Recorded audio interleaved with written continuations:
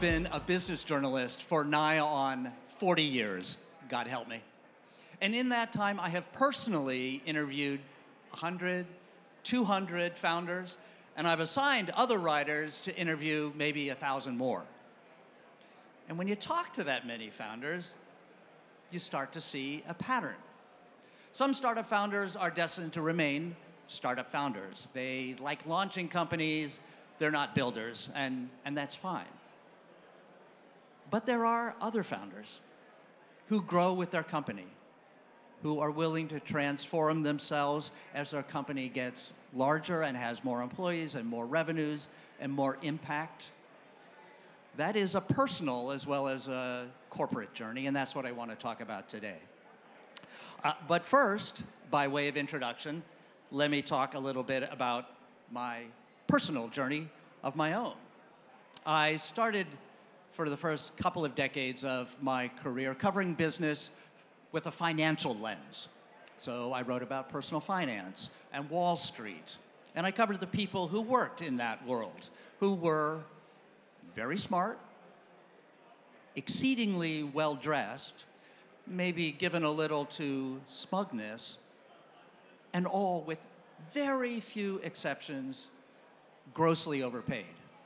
And so after doing this for a few years, I thought, hey, wait a minute. I want to be grossly overpaid too. So I left journalism and went to work on Wall Street and spent some time at Goldman Sachs. When I had had enough of Wall Street, I came back to journalism and landed here at Inc. and Fast Company, two US-based business publications that are focused on entrepreneurship and technology. And so I was, for the first time in my career, writing about entrepreneurs. And I felt like I have come home. Entrepreneurship, I realized, not high finance, is the soul of the free enterprise system. It's entrepreneurs. It's you who take the risk, who create the jobs, who spark the innovation, who create the atmosphere in which free enterprise happens. Free enterprise, the system of all the other economic systems that we human beings have tried, that does the best at fostering human flourishing. Now, the other thing I realized was that entrepreneurs are a lot more fun to write about than Wall Street people. One of the favorite cover stories we would do at Inc. every year was this, called How I Did It, in which we would tell the story of a successful entrepreneur from origin story to glory. And what we realized after doing many of these was that while everyone's story is unique, so Damon John of FUBU is not the same as Jen Rubio of Away, is not the same as Michael Dubin of Dollar Shave Club, or Ali Webb of Drybar. But underneath them all, there is one kind of consistent thread that we at Inc. kind of jokingly would call the hero's journey. You start out as an ordinary person with a quest, the company you want to start. You go through an ordeal, and the ordeal transforms you, and then, thus transformed, you come back to be a great leader. Now, I bring this up because this hero's journey is the journey that you will go on. The journey will happen to you if you are prepared, if you are willing to make the change.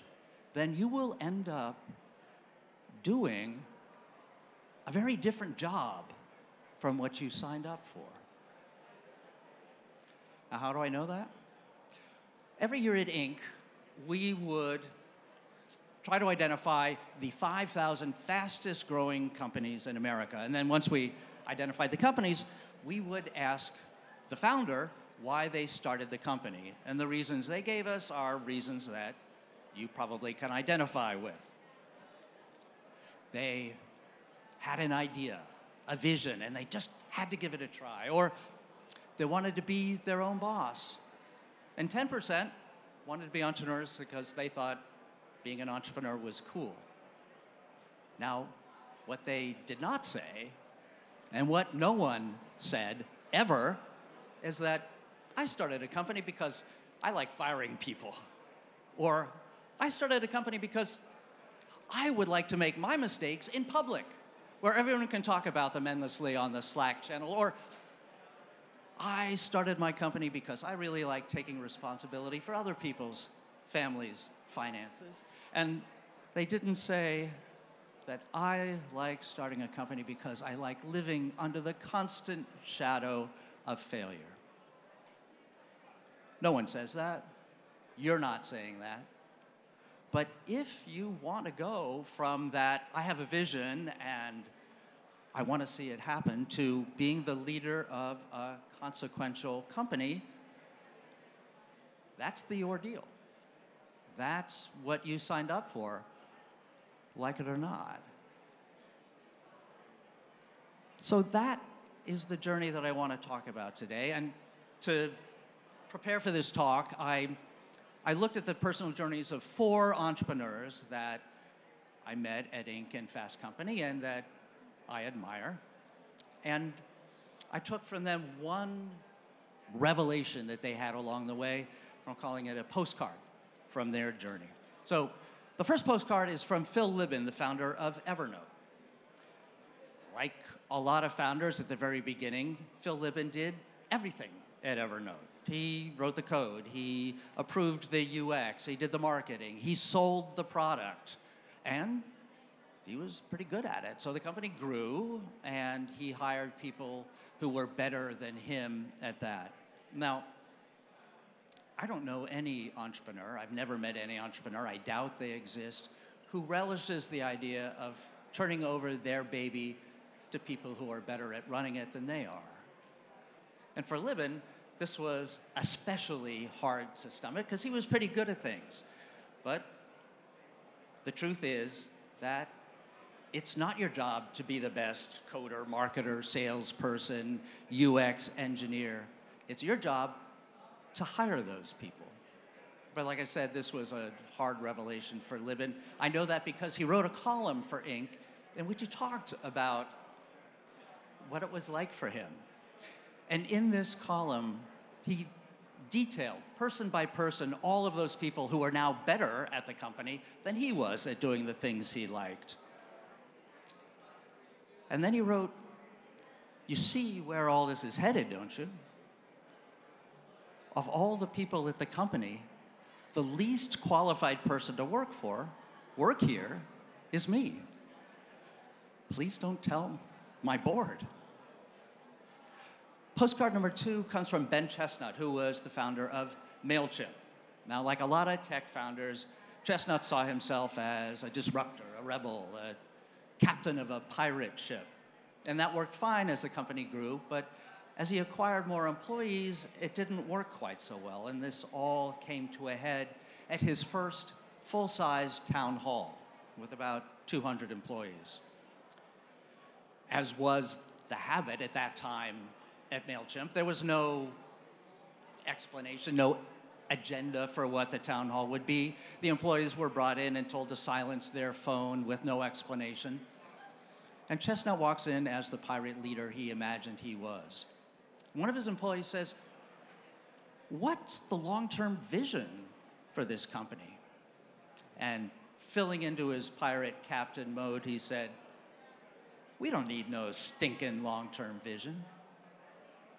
His founding team thought that was hilarious. The rest of his employees were horrified. And one of them screwed up her courage to come to him in his office afterwards and suggest, "Ben, maybe you should get some leadership training." And so he did. And one of the lessons he learned was this: authenticity is overrated. To be an effective, authentic leader as Ben Chestnut, you cannot show up as Ben Chestnut the way Ben Chestnut sees himself. Or you cannot show up as Ben Chestnut the way Ben Chestnut feels at that particular time. Your job is to show up as the person that your company needs at that particular moment. As a leader, you don't get to show up with your whole self.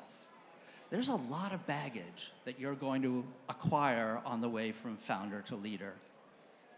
Imposter syndrome, which you will probably have. Mood swings, which you will certainly have. Self-doubt, which is part of the job. But you have to check all that at the door. You have to be what the company needs you to be at that moment. Or as Chestnut put it to me, leadership is showtime. Postcard number 3 is from Jason Fried, the founder of Basecamp. Now, Fried had a pretty high profile in leadership circles for someone who had a pretty small company. He had a really well-read blog, and he had some popular books about his leadership principles at Basecamp. But even he could make mistakes, and his worst one came in the summer of 2020. You may remember that as a time of particularly heightened emotions. In the US, there was a divisive presidential campaign. The pandemic put everybody on edge. And also in the US, racial tensions were inflamed by the murder of a black man at the hand of a white policeman in Minneapolis. But Fried decided that he would tackle the turmoil head on. So he called his team together for a town hall. And he said, from this point forward, no more political discussions are allowed on our Slack channel. And furthermore, my co-founder and I have decided that we will stop funding the health benefits that not many people here at Basecamp use, and instead we'll give you the cash and you can decide how to spend it yourself. So, all very reasonable. But his employees at that time didn't see it that way. To them, it was strong-arming and unilateral and racially insensitive. And so, within a week, a third of his employees had quit. And Fried said to me that for the first time since he founded the company, he was not sure Basecamp would pull through.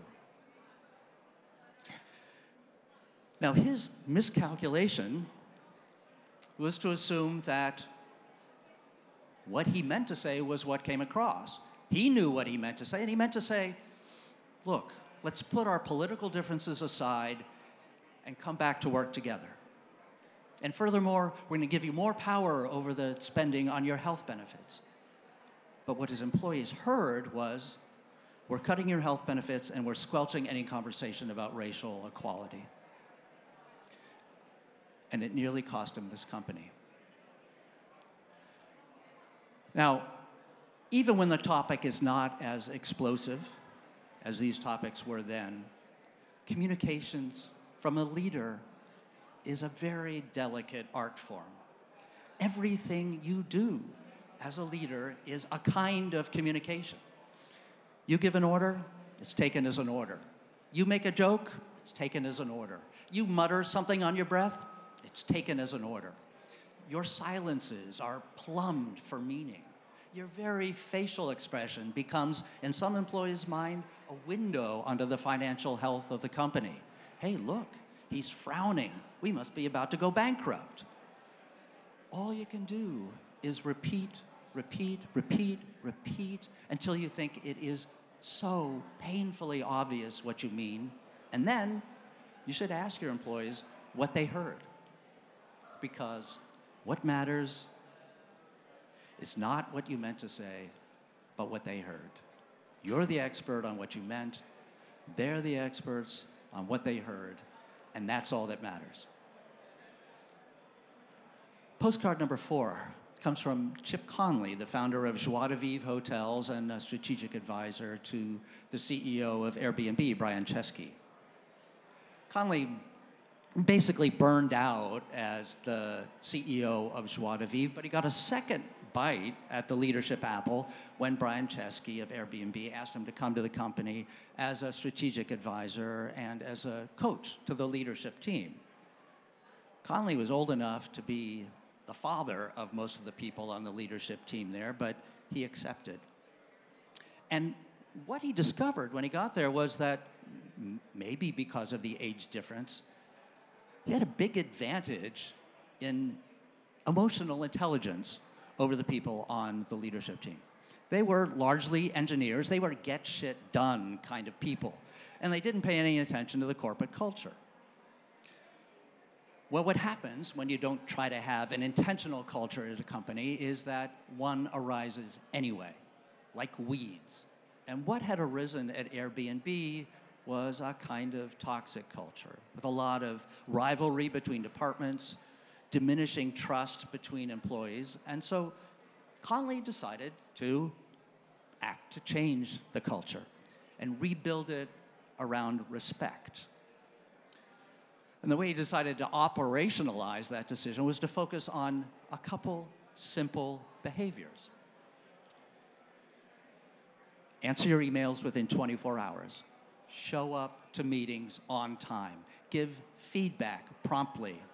And show gratitude up and down the chain of command, from the top leaders to the person washing the dishes in the corporate cafeteria, everyone. Now, I know that it's hard to think of a company that doesn't have respect as one of its corporate values. But what Conley did was enforce the code of behavior. So if you broke the code, you'd get a little visit from Chip Conley.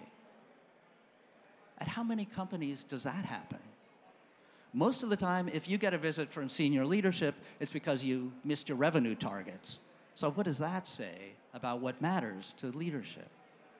And the other thing Conley did was to insist that the leadership team, especially the CEO, Chesky, modeled the behavior that they expected from the employees. The message to Brian Chesky is, you are not the chief get shit done officer. What you say, what you put on the company value statement does not matter half as much as what the employees see you doing.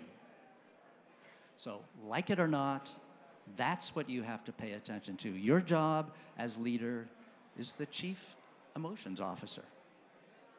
It's soft.